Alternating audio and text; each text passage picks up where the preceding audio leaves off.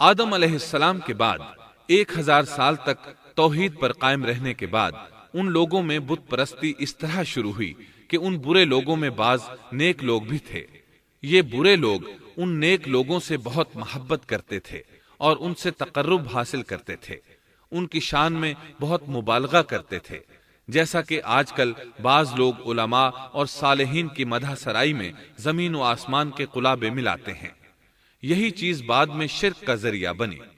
امام بخاری رحمۃ اللہ علیہ نے سورہ نوح آیت 23 میں اللہ کے فرمان وَقَالُوا لَا تَذَرُنَّ آلِهَتَكُمْ وَلَا تَذَرُنَّ وَدًّا وَلَا سُوَاعًا وَلَا يَغُوثَ وَيَعُوقَ وَنَسْرًا، اور انہوں نے کہا کہ ہرگز اپنے معبودوں کو نہ چھوڑنا، اور نہ ود اور سوا اور یغوث اور یعوق اور نصر کو چھوڑنا کی تفسیر کرتے ہوئے ابن عباس رضی اللہ عنہما سے روایت کی ہے۔ وہ فرماتے ہیں کہ یہ نوح علیہ السلام کی قوم کے بعض نیک آدمیوں کے نام ہیں۔ جب وہ فوت ہو گئے تو شیطان نے ان کی قوم کے دل میں یہ بات ڈال دی کہ جہاں وہ حضرات بیٹھا کرتے تھے وہاں ان کے بت بنا کر رکھ دو اور ان کو وہی نام دو جو ان بزرگوں کے تھے۔ انہوں نے ایسا ہی کیا اور پتھر کے بت بنا کر ان کے نام ان بزرگوں والے رکھ دیے۔ اس وقت تو بتوں کی پوجا نہ ہوئی، لیکن جب یہ لوگ فوت ہو گئے اور علم مٹ گیا تب ان کی پوجا ہونے لگی۔ ابن عباس رضی اللہ عنہما فرماتے ہیں نوح علیہ السلام کی قوم کے یہی بت بعد میں عرب میں پوجے گئے، اور اللہ تعالیٰ کے فرمان وَقَالُوا لَا تَذَرُنَّ آلِهَتَكُمْ وَلَا تَذَرُنَّ وَدًّا وَلَا سُوَاعًا وَلَا يَغُوثَ وَيَعُوقَ وَنَسْرًا کا یہی مطلب ہے، یعنی ان نیک بزرگوں کے بت بنا لیے گئے اور آہستہ آہستہ ان کی پوجا شروع کر دی گئی، اور سب لوگوں نے ایک اللہ کی عبادت سے انکار کر دیا۔ نوح علیہ السلام اکیلے اس دنیا میں موحد اور توحید پرست باقی رہ گئے۔ نوح علیہ السلام کا نسب کچھ یوں ہے: نوح بن لامک بن متو شلح بن ادریس۔ اس طرح ادریس علیہ السلام ان کے پردادا ہوئے۔ اس وقت لوگوں کی عمریں بہت طویل ہوتی تھیں، اس لیے ہم کہہ سکتے ہیں کہ ادریس علیہ السلام کئی 100 سال زندہ رہے، اور نوح علیہ السلام 1000 سال سے بھی زیادہ عرصہ زندہ رہے۔ عمریں لمبی ہونے کی وجہ سے ادریس علیہ السلام اور نوح علیہ السلام کے درمیان کافی مدت بنتی ہے، اور اسی مدت کے دوران کفر و شرک نے زور پکڑا اور بتوں کی عبادت شروع ہو گئی۔ تب اللہ تعالیٰ نے نوح علیہ السلام کو زمین میں مبعوث فرمایا۔ ابن عباس رضی اللہ عنہما سے روایت ہے کہ نبی صلی اللہ علیہ وسلم نے فرمایا آدم علیہ السلام اور نوح علیہ السلام کے درمیان 10 قرن تھے۔ ایک قرن 100 سال کا ہوتا ہے۔ آدم علیہ السلام کے 1000 سال بعد تک لوگ توحید پر قائم رہے، پھر آہستہ آہستہ شیطان نے انہیں شرک کے راستے پر ڈال دیا، شرک عام ہو گیا، ایک اللہ کی عبادت بالکل ختم ہو کر رہ گئی۔ تب اللہ نے نوح علیہ السلام کو مبعوث فرمایا، انہوں نے اللہ کی طرف دعوت دی، انہوں نے بہت مشقت اٹھائی، جیسا کہ سورہ نوح میں اللہ فرماتے ہیں بسم اللہ الرحمن الرحیم انا ارسلنا نوحا الى قومه ان انذر قومك من قبل ان يأتيهم عذاب أليم قال يا قوم إني لكم نذير مبين أن اعبدوا الله واتقوه وأطيعون يغفر لكم من ذنوبكم ويؤخركم إلى أجل مسمى إن أجل الله إذا جاء لا يؤخر لو كنتم تعلمون۔ اللہ تعالیٰ بخشش اور رحم کرنے والے کے نام سے شروع کرتا ہوں۔ یقیناً ہم نے نوح کو ان کی قوم کی طرف بھیجا کہ اپنی قوم کو ڈراؤ اور خبردار کر دو، اس سے پہلے کہ ان کے پاس دردناک عذاب آ جائے۔ نوح نے کہا، اے میری قوم، میں تمہیں صاف صاف ڈرانے والا ہوں کہ تم اللہ کی عبادت کرو اور اس سے ڈرا کرو اور میرا کہنا مانو، تو وہ تمہارے گناہ بخش دے گا اور تمہیں ایک وقت مقررہ تک چھوڑ دے گا۔ یقیناً اللہ کا وعدہ جب آ جاتا ہے تو موقوف نہیں ہوتا، کاش تمہیں سمجھ ہوتی۔ نوح علیہ السلام تبلیغ کے سلسلے میں سخت محنت کرتے، دن رات لوگوں کے گھروں اور ان کے اجتماعات میں جا جا کر انہیں دعوت دیتے۔ آپ انہیں اعلانیہ اور پوشیدہ طور پر دعوت دیتے، یہاں تک کہ دعوت دیتے دیتے انہیں 950 سال گزر گئے، لیکن سوائے چند لوگوں کے کوئی ایمان نہ لایا۔ تب انہوں نے اللہ سے دعا کی، اے میرے اللہ، میں نے اپنی قوم کو دن رات تیری طرف بلایا، لیکن میرے بلانے سے یہ اور زیادہ بھاگنے لگے۔ انہوں نے اپنے کانوں میں انگلیاں ٹھونس لیں، اپنے اوپر کپڑے اوڑھ لیے اور کہنے لگے، ہم تیری شکل دیکھنا نہیں چاہتے۔ میرے اللہ، یہ لوگ تیری باتیں سننا پسند نہیں کرتے۔ میں نے پھر بھی ان سے کہا، اپنے مالک سے بخشش طلب کرو، وہ بڑا بخشنے والا ہے۔ اس وقت نوح علیہ السلام کی قوم میں ایک بادشاہ تھا، وہ بہت مغرور تھا۔ وہ قوم سے کہنے لگا، نوح کی باتوں پر کان نہ دھرنا اور نہ اس سے بحث کرنا، یہ جو کرتا ہے اسے کرنے دو، تم اپنے بتوں کی پوجا پر ڈٹے رہو۔ چنانچہ لوگوں نے نوح علیہ السلام کی باتوں کی طرف سے کان بند کر لیے، اپنے بادشاہ کی بات پر عمل کرنے لگے۔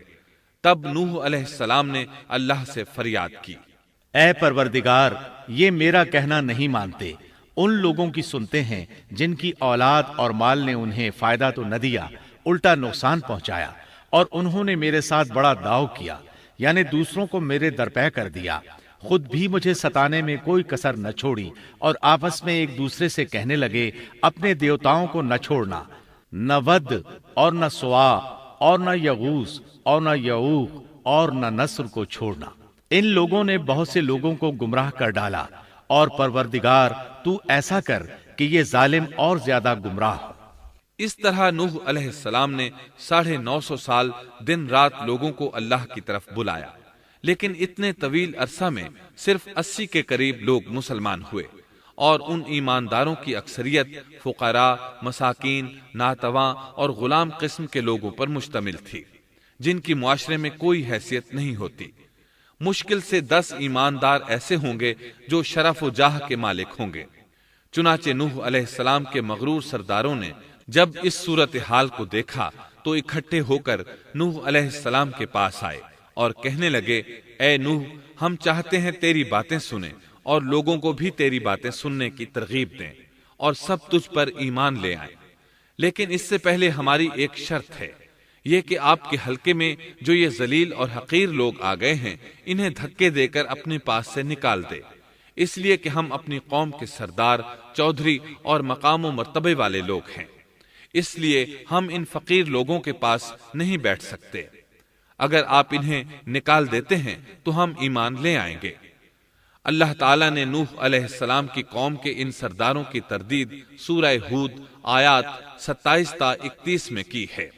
اللہ تعالیٰ فرماتے ہیں، فقال الملأ الذين كفروا من قومه ما نراك إلا بشرا مثلنا وما نراك اتبعك إلا الذين هم أراذلنا بادي الرأي وما نرى لكم علينا من فضل بل نظنكم كاذبين قال يا قوم أرأيتم إن كنت على بينة من ربي وآتاني رحمة من عنده فعميت عليكم أنلزمكموها وأنتم لها كارهون۔ کافر سردار نوح سے کہنے لگے، ہم تو یہی دیکھتے ہیں کہ تو ہماری طرح ایک آدمی ہے، اور یہ بھی دیکھتے ہیں کہ صرف ان لوگوں نے تیری پیروی کی ہے جو ہم میں رذیل ہیں، وہ بھی اوپر کی عقل سے، اور ہم تو تمہیں کسی بات میں اپنے سے زیادہ نہیں پاتے بلکہ تمہیں جھوٹا خیال کرتے ہیں۔ نوح نے کہا، اے سردارو، بتلاؤ تو صحیح، اگر میں اپنے رب کی طرف سے جو دلیل آئی ہے اس پر قائم ہوا اور اس نے اپنی مہربانی سے مجھے سرفراز کیا اور تم سے وہ چھپی رہی، تو کیا زبردستی میں اسے تمہارے سر منڈ دوں گا، حالانکہ تم اس سے بیزار ہو۔ وَيَا قَوْمِ لَا أَسْأَلُكُمْ عَلَيْهِ مَالًا إِنْ أَجْرِيَ إِلَّا عَلَى اللَّهِ وَمَا أَنَا بِطَارِدِ الَّذِينَ آمَنُوا إِنَّهُمْ مُلَاقُو رَبِّهِمْ وَلَكِنِّي أَرَاكُمْ قَوْمًا تَجْهَلُونَ وَيَا قَوْمِ مَنْ يَنصُرُنِي مِنَ اللَّهِ إِن طَرَدتُّهُمْ أَفَلَا تَذَكَّرُونَ وَلَا أَقُولُ لَكُمْ عِندِي خَزَائِنُ اللَّهِ وَلَا أَعْلَمُ الْغَيْبَ وَلَا أَقُولُ لَكُمْ إِنِّي مَلَكٌ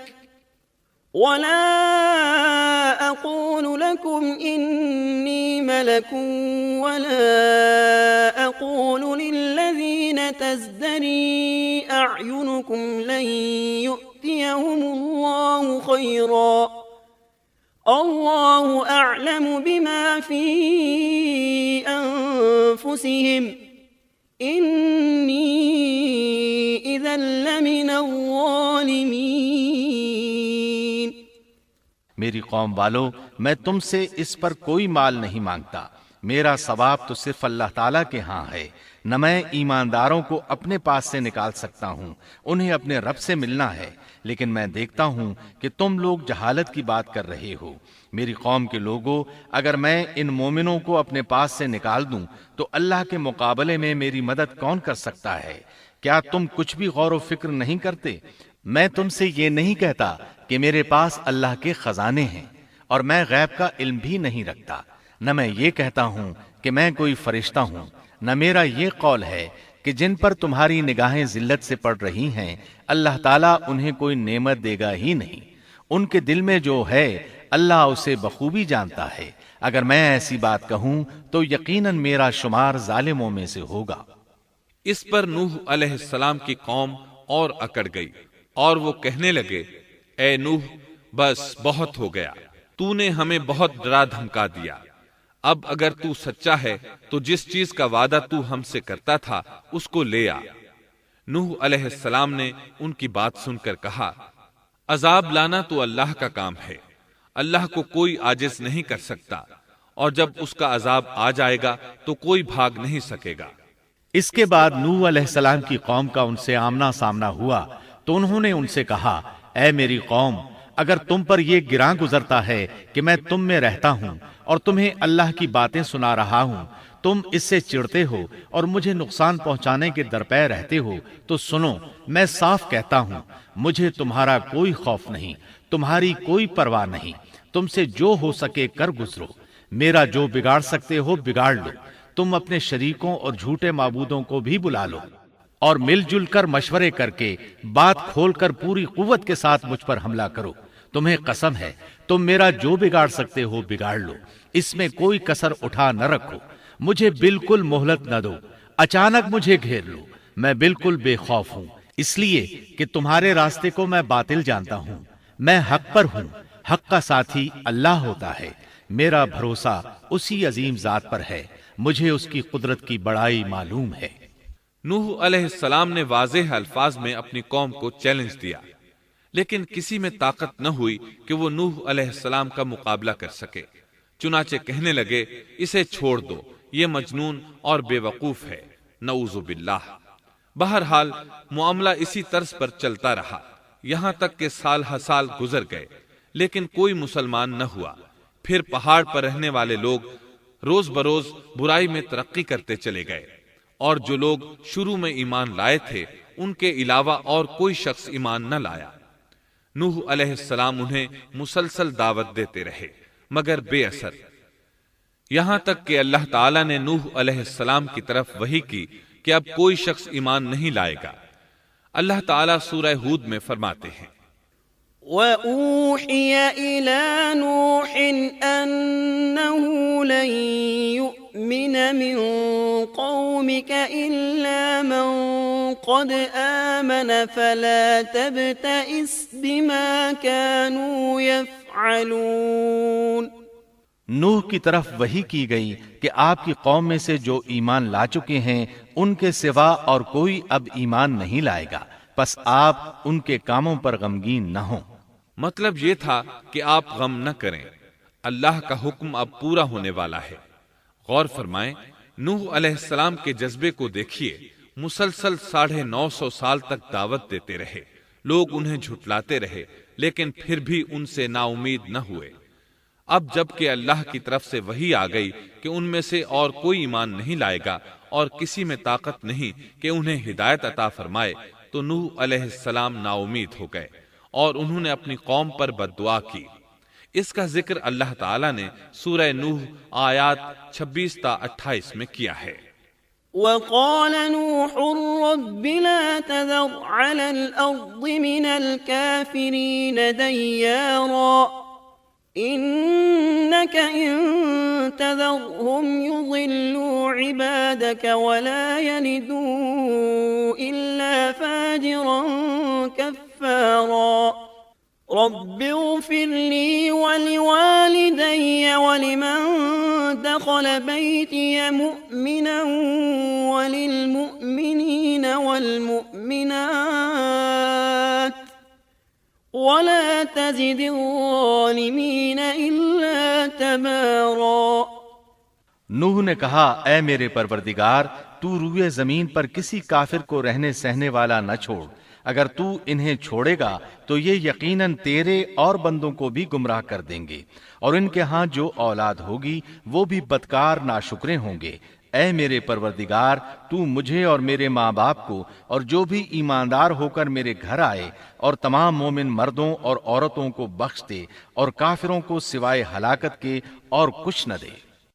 اللہ تعالیٰ فرماتے ہیں کہ جب نوح علیہ السلام نے ہمیں مدد کے لیے پکارا تو پھر ہم نے اس کی مدد کی اور اسے ایک بڑی کشتی بنانے کی وحی کی، لیکن نوح علیہ السلام نہیں جانتے تھے کہ وہ اتنی بڑی کشتی کیسے بنائے، اور نہ ہی وہ بڑھئی تھے کہ اس کام سے واقف ہوتے۔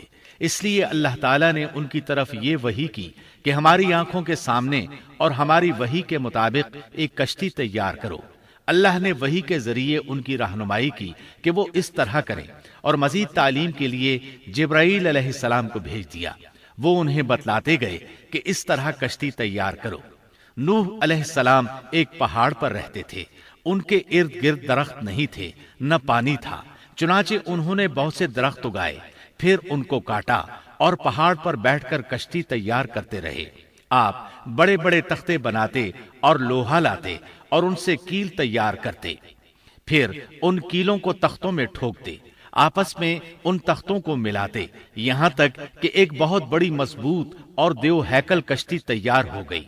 ایک روایت کے مطابق نوح علیہ السلام نے اس کو 100 سال میں تیار کیا۔ یہ تھی وہ کشتی جسے نوح علیہ السلام نے اللہ کی ہدایت کے مطابق تیار کیا تھا۔ سورۃ القمر آیت 13 میں ارشاد ہوتا ہے، وَحَمَلْنَاهُ عَلَى ذَاتِ أَلْوَاحٍ وَدُسُرٍ، اور ہم نے نوح کو اس کشتی میں سوار کیا جو تختوں اور کیلوں سے بنی ہوئی تھی۔ نوح علیہ السلام نے دعوت کا کام چھوڑ دیا اور کشتی بنانے لگے۔ وہ لوگ جب انہیں کشتی بناتے دیکھتے تو ان کا مذاق اڑاتے، کہتے، نوح پہلے تو نبی تھا، اب بڑھئی بن گیا۔ مزید کہتے، یہ کیسا مجنون ہے کہ پہاڑ پر کشتی بنا رہا ہے، تعجب ہے اس پر۔ اللہ نے ان کافروں کے مذاق کا ذکر سورہ ہود آیات 38 اور 39 میں کیا ہے۔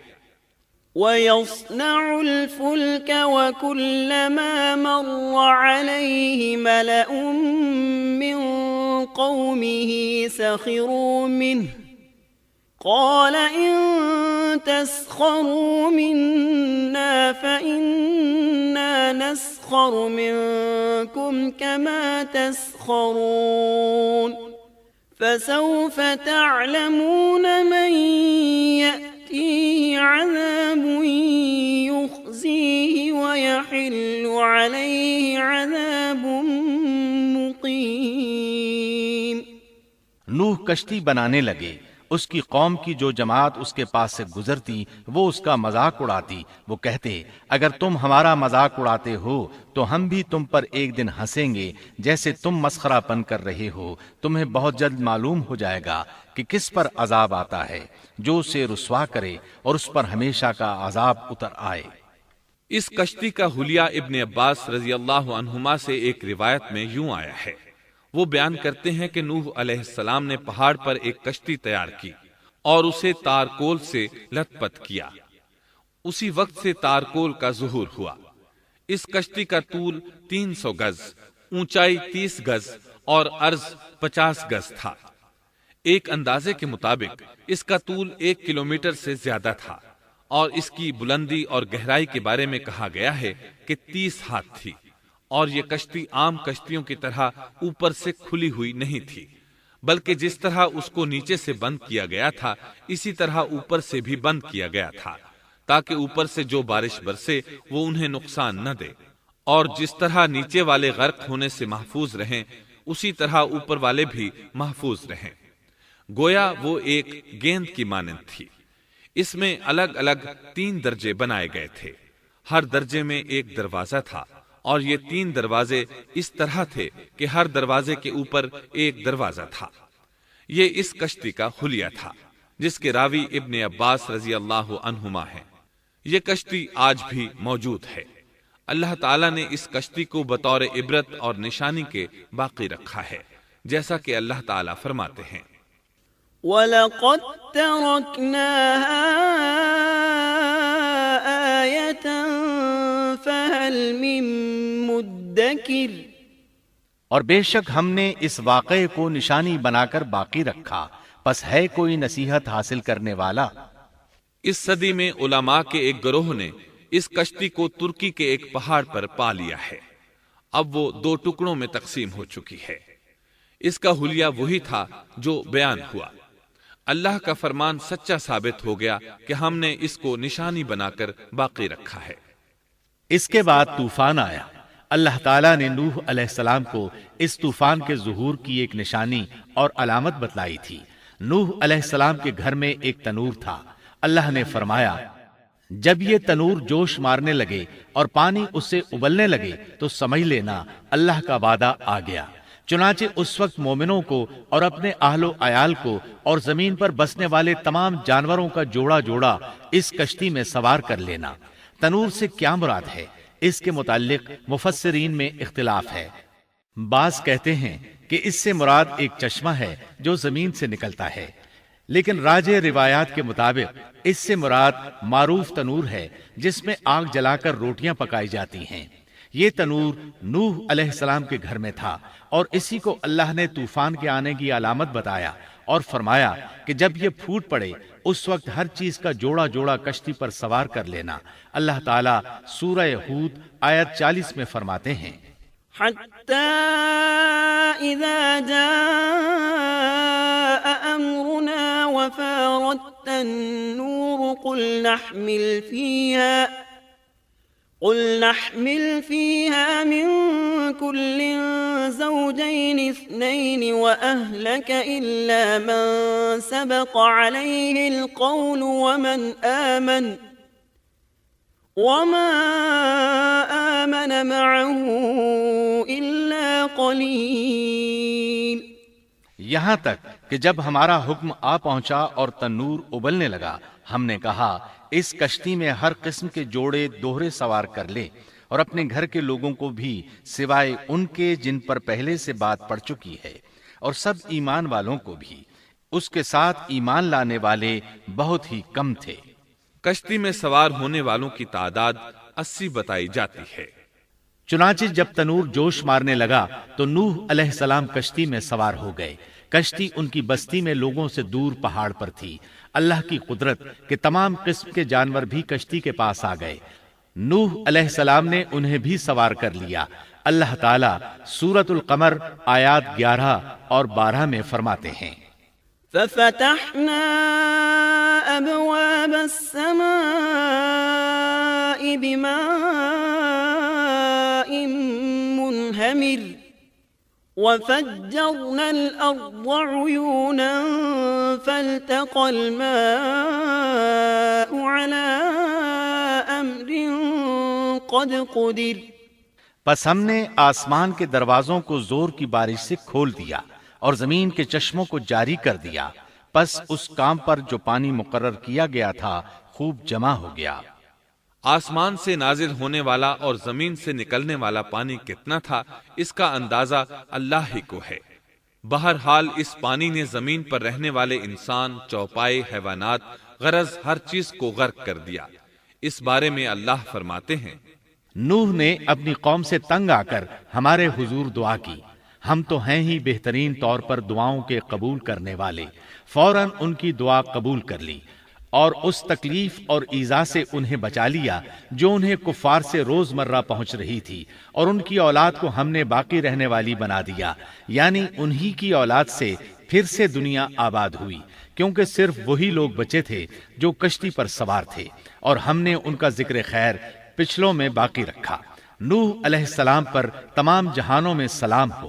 ہم نیکی کرنے والوں کو اسی طرح بدلے دیتے ہیں، وہ ہمارے ایماندار بندوں میں سے تھا، پھر ہم نے باقی سب کو غرق کر دیا۔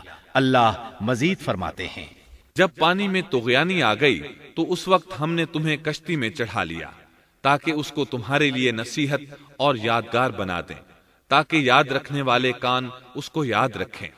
یعنی پانی اتنا زیادہ ہو گیا کہ اس سے تمام شہر، بستیاں، انسان اور جانور غرق ہو گئے، یہاں تک کہ پانی بلند پہاڑوں سے بھی اونچا ہو گیا، اور اتنے بلند پانی پر یہ کشتی نوح علیہ السلام اور ان کے ساتھیوں کو اپنے دامن میں سمیٹے اللہ کے حکم سے اور اس کی حفاظت میں پہاڑ کی طرح رواں دواں تھی، ورنہ اتنے طوفانی پانی میں کشتی کی حیثیت ہی کیا ہوتی ہے۔ نوح علیہ السلام کشتی میں سوار ہوئے اور انہوں نے اپنے ساتھیوں کو حکم دیا کہ وہ یہ دعا پڑھیں، بسم اللہ مجریہا ومرساہا ان ربی لغفور رحیم۔ اللہ ہی کے نام سے اس کشتی کا چلنا اور ٹھہرنا ہے، یقیناً میرا پالنے والا بڑی بخشش اور رحم والا ہے۔ یہی اللہ کا حکم آپ کو تھا کہ جب تم اور تمہارے ساتھی ٹھیک طرح بیٹھ جاؤ تو کہنا، الحمد للہ الذی نجانا من القوم الظالمین وقل رب انزلنی منزلا مبارکا وانت خیر المنزلین۔ سب تعریف اللہ ہی کے لیے ہے جس نے ہمیں ظالم لوگوں سے نجات عطا فرمائی، اور کہنا کہ اے میرے رب مجھے بابرکت اتارنا، اور تو ہی بہتر اتارنے والا ہے۔ اللہ تعالیٰ نوح علیہ السلام کو نصیحت کر رہے ہیں کہ اللہ آپ کو اور آپ کے اہل کو نجات عطا فرمائیں گے۔ کشتی میں نوح علیہ السلام کے کافر بیٹے کے علاوہ تمام گھر والے سوار تھے۔ آپ کے کافر بیٹے کا نام کنعان تھا، وہ ایک طرف کھڑا تھا۔ نوح علیہ السلام نے اسے پکارا، میرے بیٹے اس کشتی میں آ جا اور کافروں کا ساتھی نہ بن، لیکن اس بدبخت نے کہا، میں ابھی کسی پہاڑ کی چوٹی پر پناہ لے لوں گا جو مجھے اس پانی سے بچائے گی۔ نوح علیہ السلام نے کہا، آج اللہ کے حکم سے کوئی بچانے والا نہیں مگر وہی جس پر اللہ رحم کرے۔ باپ اور بیٹے کے درمیان یہ گفتگو جاری تھی کہ ایک طوفانی موج نے اسے اپنی زد میں لے لیا اور اسے غرق کر دیا۔ نوح علیہ السلام سے اللہ نے وعدہ کر رکھا تھا کہ اللہ تعالیٰ اس کے اہل کو نجات عطا فرمائے گا۔ چنانچہ جب آپ کی آنکھوں کے سامنے آپ کا بیٹا غرق ہو گیا تو وہ پکار اٹھے، اے اللہ، میرا بیٹا میرے گھر والوں میں سے تھا اور تو نے مجھ سے وعدہ کیا تھا کہ میرے گھر والوں کو نجات عطا فرمائے گا، اور تو تمام حاکموں سے بہتر حاکم ہے، لہذا ناممکن ہے کہ تیرا وعدہ پورا نہ ہو۔ واضح ہو کہ نوح علیہ السلام کا اپنے بیٹے کے بارے میں بات کرنا بطور استفسار تھا، بطور بحث نہیں تھا۔ آپ وضاحت چاہتے تھے۔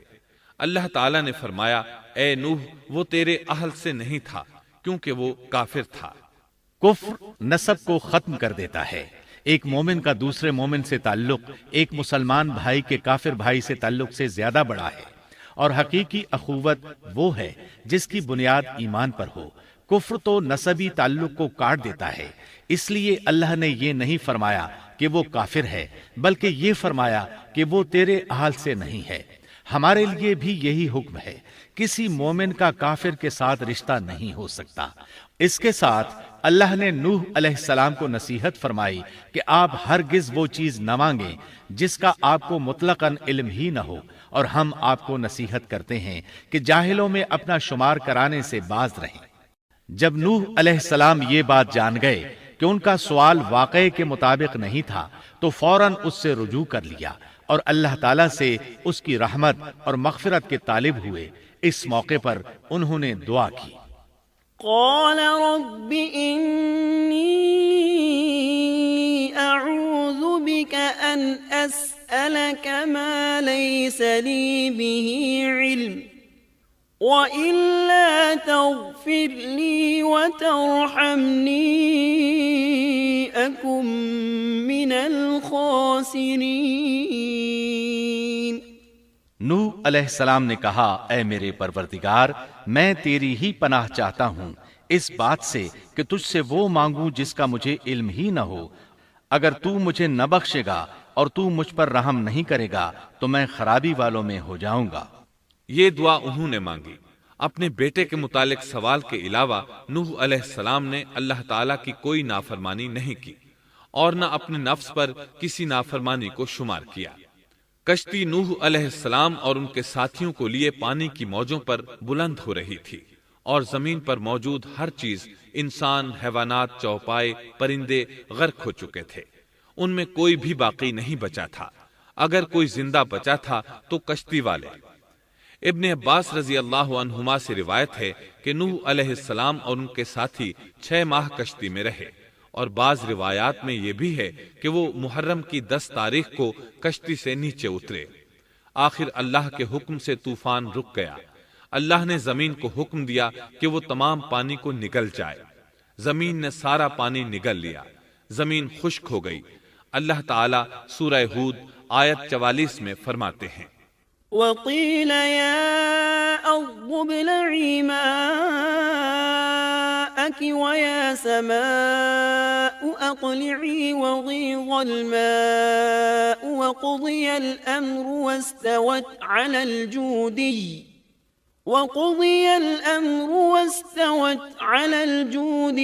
وقيل بعدا للقوم الظالمين۔ اور فرما دیا گیا کہ اے زمین اپنے پانی کو نگل جا، اور اے آسمان بس کر تھم جا۔ اسی وقت پانی سکھا دیا گیا اور کام پورا کر دیا گیا، اور کشتی جودی نامی پہاڑ پر جا ٹھہری، اور فرما دیا گیا کہ ظالم لوگ اللہ کی رحمت سے دور ہیں۔ کشتی جودی پہاڑ پر جا کر ٹھہر گئی۔ اب انہیں حکم ہوا کہ سلامتی کے ساتھ کشتی سے اتر آئیں۔ آپ پر بھی برکت نازل ہوگی، اور ان قوموں پر بھی جو آئندہ آپ کی نسل سے پیدا ہوں گی، اور آپ کی نسل میں سے کچھ لوگ ایسے بھی ہوں گے جنہیں ہم فائدہ تو ضرور پہنچائیں گے، پھر انہیں ہماری طرف سے دردناک عذاب پہنچے گا۔ بہت سی روایات میں یہ بات مذکور ہے کہ نوح علیہ السلام ایک لمبی مدت یعنی 6 ماہ کشتی میں طوفان تھم جانے کا انتظار کرتے رہے۔ آپ نے طوفان کے حالات معلوم کرنے کے لیے ایک کبوتر بھیجا جو واپس آ گیا۔ اسے پاؤں رکھنے کو جگہ نہ ملی۔ اسے دوبارہ بھیجا گیا تو وہ پھر واپس آ گیا۔ چند دن بعد اسے پھر بھیجا گیا تو وہ اپنی چونچ میں زیتون کی ایک ٹہنی لیے ہوئے تھا۔ اس سے نوح علیہ السلام نے معلوم کر لیا کہ پانی زمین سے کچھ ہی اونچا رہ گیا ہے اور درخت وغیرہ اگ چکے ہیں۔ کچھ دن بعد اسے پھر بھیجا گیا۔ اس مرتبہ وہ واپس لوٹا تو اس کے پاؤں خاک آلود تھے۔ نوح علیہ السلام نے سمجھ لیا کہ طوفان رک گیا اور زمین خشک ہو چکی ہے۔ سیرت کی کتب میں یہ واقعہ موجود ہے۔ اسی کی بنیاد پر سیرت نگاروں کا کہنا ہے کہ کبوتر کا آنا سلامتی کی علامت تھا، اور اس کی چونچ میں زیتون کی ٹہنی نوح علیہ السلام کی بادشاہت کی طرف اشارہ تھا۔ اس طرح نوح علیہ السلام زمین پر اتر آئے۔ اس وقت اولاد آدم میں سے کوئی انسان سوائے ان لوگوں کے زندہ نہیں بچا تھا۔ جزیرہ عرب، فلسطین اور ان کے ارد گرد کا علاقہ غرق ہونے سے محفوظ رہا۔ ان کے علاوہ تمام زمین غرق ہوئی تھی۔ سب کے سب طوفان کی نذر ہو گئے۔ صرف نوح علیہ السلام سے اولاد پیدا ہوئی، اور زمین میں ان کی اولاد کے علاوہ اور کسی کی نسل باقی نہ رہی۔ اسی وجہ سے نوح علیہ السلام کو آدم ثانی اور ابو البشر ثانی کہا جاتا ہے، کیونکہ تمام کے تمام بشر انہی کی طرف منسوب ہیں۔ سورۃ الصافات آیات 75 تا 77 میں اسی طرف اشارہ ہے۔ وَلَقَدْ نَادَانَا نُوحٌ فَلَنِعْمَ الْمُجِيبُونَ وَنَجَّيْنَاهُ وَأَهْلَهُ مِنَ الْكَرْبِ الْعَظِيمِ وَجَعَلْنَا ذُرِّيَّتَهُ هُمُ الْبَاقِينَ۔ اور ہمیں نوح نے پکارا تو دیکھ لو کہ ہم کیسے اچھے دعا قبول کرنے والے ہیں۔ ہم نے اسے اور اس کے فرمانبرداروں کو اس زبردست مصیبت سے بچا لیا، اس کی اولاد ہم نے باقی رہنے والی بنا دی۔ ایک دوسرے مقام پر اللہ تعالیٰ دیگر امم اور رسولوں کے متعلق کلام کرتے ہوئے فرماتے ہیں، اے ان لوگوں کی اولاد جنہیں ہم نے نوح کے ساتھ چڑھا لیا تھا، وہ ہمارا بڑا ہی شکر گزار بندہ تھا۔ نوح علیہ السلام کے 3 بیٹے تھے، سام، حام اور یافس۔ سام کی نسل زیادہ تر سفید رنگت کی تھی، اور بہت کم لوگ ان میں سیاہ فام تھے، البتہ کچھ ان میں گندمی تھے۔ حام کی اولاد کی اکثریت سیاہ فام تھی، ان میں بہت کم لوگ سفید رنگ کے تھے، اور یافس کی اولاد سرخی مائل رنگ کی تھی۔ عرب اور بنو اسرائیل سام کی اولاد ہیں، تمام حبش حام کی اولاد ہیں، ترک اور مشرقی ایشیا کے لوگ یافس کی اولاد ہیں۔ طوفان کے بعد نوح علیہ السلام اللہ کے بندوں میں 350 سال تک زندہ رہے، اور وہ اللہ کے قول عبدن شکورن کے مصداق تھے۔ پھر نوح علیہ السلام فوت ہو گئے۔ راجح ترین روایات کے مطابق آپ مکہ میں دفن ہوئے، ایک دوسری روایت کے مطابق آپ لبنان میں دفن ہوئے۔